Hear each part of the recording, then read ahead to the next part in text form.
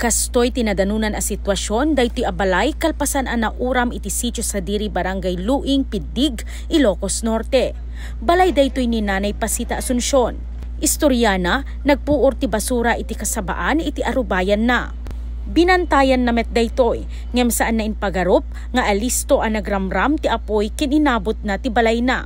Nagpatay metin, biglamit lang nga nagasok. Pinanawag labasit, tagasok metin. Ano, digiti pinuurang ma'am, tatay plastik. Plastik met lain, digiti styrofoam. Nagresponde iti lugar dagiti bumbero manipud Piddig, Sarat ken Solsona, tapnon sebseban ti uram. Kuna ti Bureau of Fire Protection, alisto ti panagkayamkam ti apoy gaputan na aramid manipod iti light materials ti balay. Wood, di ba mga sa babakit, semento.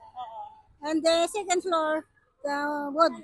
May sang agnanaed ni Nanay Pasita iti balay na, ket gapo iti pasamak, temporaryo ang makipagnaed iti kabagyan na. Manarimaan pay laeng iti investigasyon ti BFP, ken awampay tinaideklara a balor dagiti nauram. Tere Sundayon, Balitang Solid North.